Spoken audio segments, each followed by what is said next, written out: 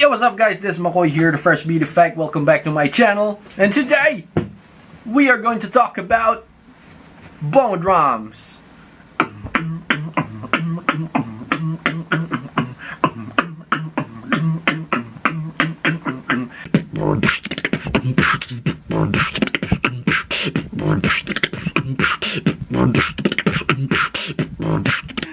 Alright, so what's up guys? How are you doing? Lahat kayo, kamusta kayong lahat? This tutorial will be about bongo drum itself, kung paano ginagawa yung bongo drum na yan na sikat kapag nagpe-perform kayo, maganda pang intro. This is a special request from one of the comments below. Special mention to John, Michael, Patricio. Alright, so thank you so much sa request, bro. Bongo drum. Okay, so there are two ways to learn this technique. First off, by learning the rimshot. So if you haven't seen that tutorial yet, I suggest you check out the description box below. Nilagay ko doon yung tutorial na pang rimshot. Or, we learn it the hard way. Kung paano ko siya natutunan dati. Kasi walang tutorial dati, 2007. Ay hindi, 2010, 2009. Walang tutorial kung paano mag-execute ng bongo drum. Merong isang tutorial, pero Koreano pa yung gumagawa. Si CJ Woonie ata yun. CJ Woonie Twine. CJ Woonie Twine. Masearch ko nga. Oh, nawala na rin. CJ bongo drum. So ayan, hindi ko na siya mahanap. Hindi ko alam kung bakit. Alright, so yeah, a brief background kung saan nanggaling ang bongo drum. Well, hindi naman kung saan galing. I don't have any idea kung saan nag-originate yon. Ang tanging alam ko lang ay nagawa to ni Roxorloops dati. Hindi ko alam kung meron pang beatboxer na nauna sa kanya na nag-execute ng bongo drum. Pero the first time I heard this technique was from Roxorloops. So, yep, we have two ways. It depends on you which path you want to take to learn this technique. So, kung alam mo na yung rimshot, then the first step that we're going to do, rimshot plus throat kick is equals to bongo drum. Yung rimshot as and then throat kick na yung magiging tunog nun ay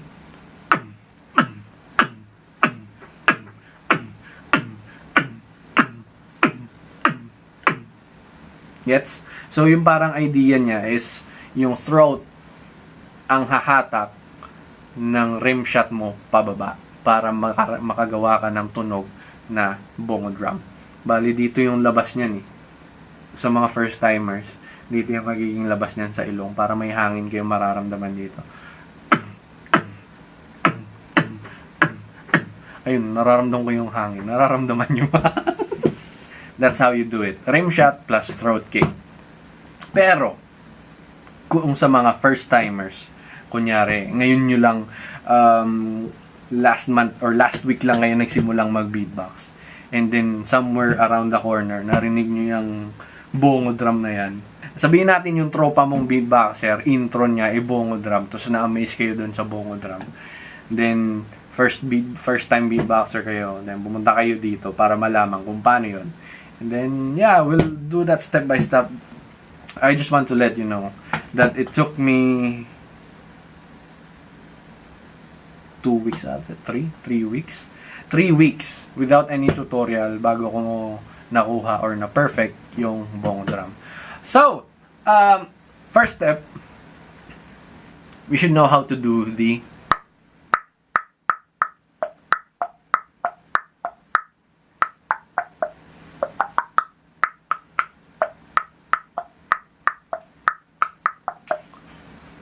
yun yung susundin nating pattern, ha?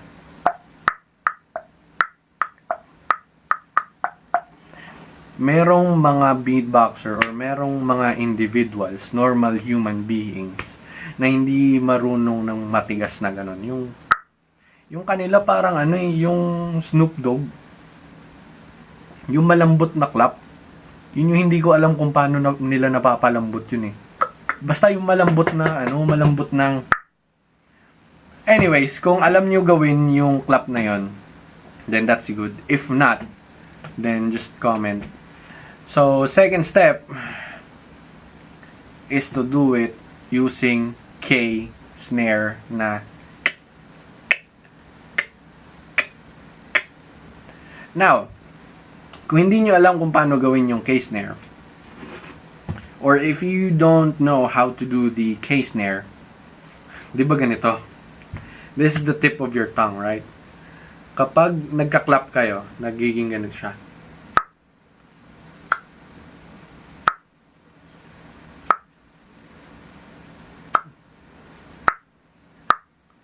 Sumasayad siya dun sa ngalangala mo. Parang hinahatak siya pababa, pero pasayad yung dulo ng dila nyo dun sa may ngalangalan nyo banda. Di ba dito nagmumula yung tunog. Ilipat nyo ngayon yan dito sa gitna. So parang magiging posisyon ng dila mo sa loob ng bibig mo is ito yung dulo ng dila mo. This is the tip of your tongue. Nakaganyan lang siya. Pero ito, sa gitna, nakaangat siya ng ganon. Parang magka-clap kayo, pero ito na siya. Hindi na siya yung dulo ng dila. Parang ganito na siya.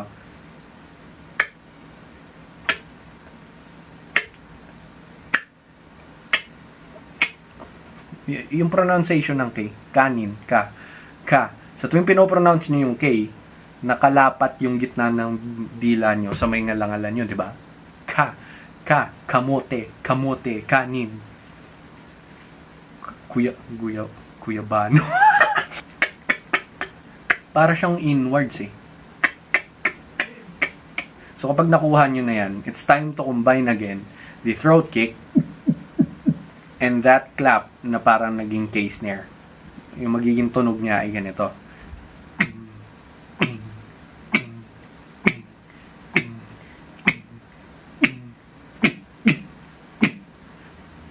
So parang yung K na clap ay paloob.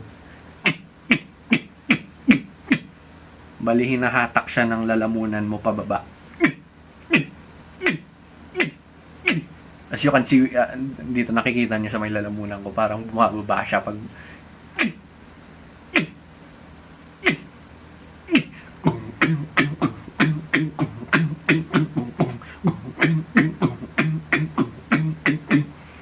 Magiging ganun na yung tunog niya.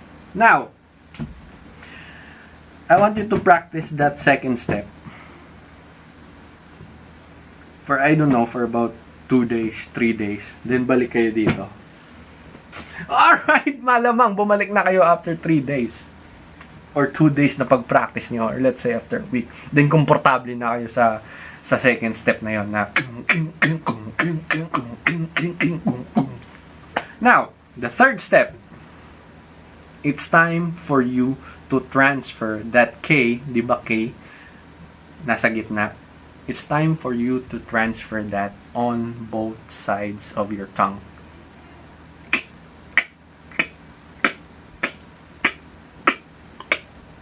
So yung ending parang rimshot.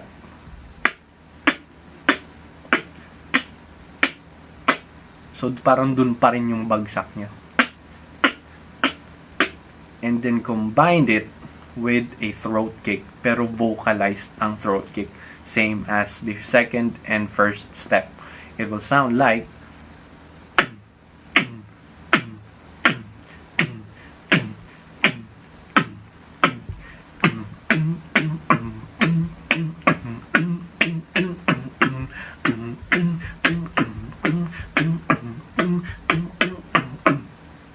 gets?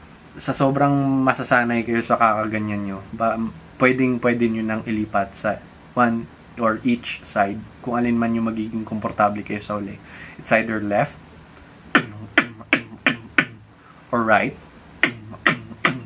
Actually, hindi ako masyado komportable sa right. Left pa rin talaga.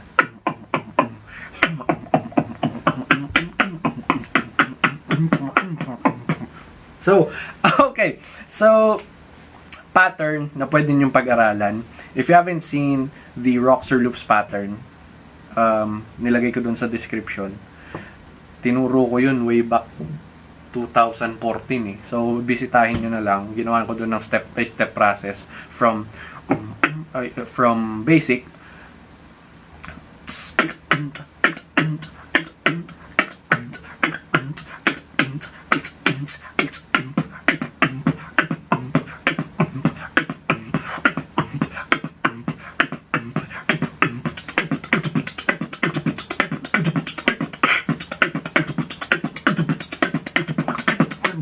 parang ganun.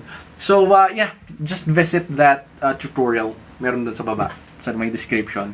Thank you so much guys for watching. Thank you for visiting this YouTube. I hope na natulungan ko kayo ngayong araw. I hope that you learned something from me today. Or sometimes what you think is wrong is the one that can get you to the right places. Or, for beatboxing terms, right technique. So, yeah, don't be demotivated guys. I hope to see you soon. If you enjoyed this tutorial, hit the subscribe button below and leave a comment if you have any requests. I'm very happy to do it. So, my next tutorial will be about, ito yung namimiss. Ito yung tutorial na hindi ko pa nagagawa. Yung different types of P snares. Yung PF snare, yung inward PEH, tatawag nila dun eh. Si Alim tawag niya dun PEH eh. PEH snare, inward PEH snare, and yung BSH snare. Well, ginagamit yun pang that's my favorite snare. Yung, kasi parang ang party lang.